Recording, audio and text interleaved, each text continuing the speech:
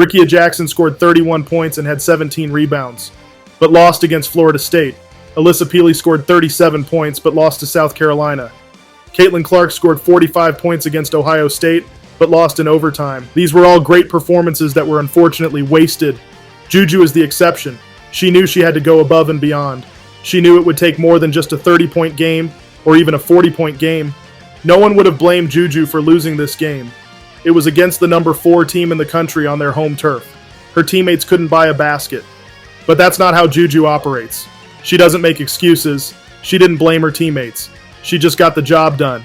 She knew she would have to score almost every point for them to win this game, and she knew she would have to do it in an efficient manner and still play defense, and she did it. This was an impossible task. But when you have a generational talent like Juju, they are able to do the impossible. They can do things that have never been done before. She scored 51 points on only 26 shots. She had 11 rebounds. She also had 4 steals. But it's even crazier when more context is added. Her 51 points was out of the 67 that USC scored. She scored 76% of the points, but only had 40% of the team's shot attempts. She had 100% of the team's free throw attempts. This is one of the greatest single game performances. There's people who have carried a team, but this was just something else. There was a lot of crazy talk after Juju's terrible performance versus Washington. She only scored 19 points on 27 shots. She shot under 30% from 3 and had 6 turnovers. Instead of throwing her under the bus, Lindsey Gottlieb stuck by Juju and supported her taking all these shots. And Juju responded. The next game was against a top 5 team in both net ranking and AP ranking, and it was an away game. So many people would have folded in this moment. So many people would have crumbled under the pressure. Not Juju. She doesn't just have generational talent. She has mental toughness. The maturity she has at her age will take her very far in not just basketball, but anything else she does. This was a Kobe, Michael Jordan type moment. She didn't get frustrated with the team despite their immense offensive struggles. She just took over the game. There's a lot of people blaming Stanford's defense, but it's not their fault. They couldn't stop Juju because they have never seen anyone like her before. They have never played someone like Juju Watkins. There's not another 6'2" player that can do things that she does. Juju is one of those players where you just have to hope her shot is off. It's crazy for any player to put up a performance like this, let alone a freshman. USC hit the lottery by landing Juju Watkins in the recruiting cycle.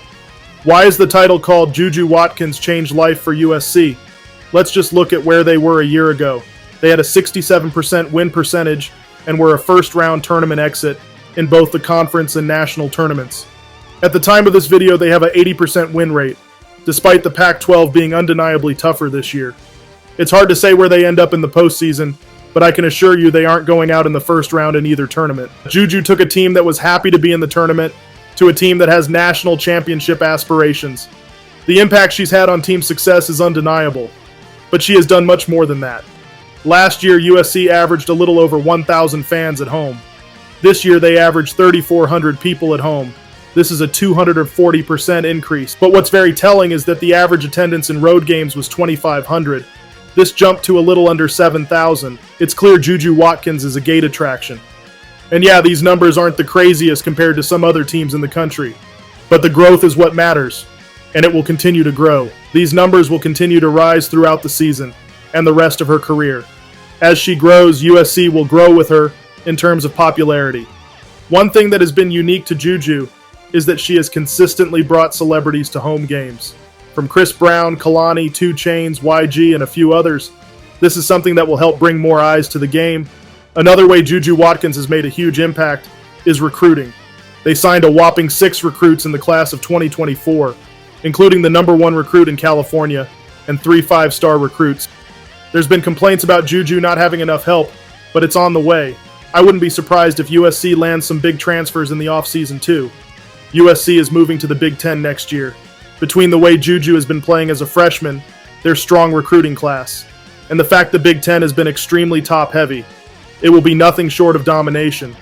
For both Juju Watkins and the University of Southern California, she will get more TV time and more coverage because she won't be locked behind Pac-12 networks, who do a terrible job at posting highlights and making the games accessible to watch. Bigger and better things are coming for both Juju and USC. That's it for this video. Thanks for watching.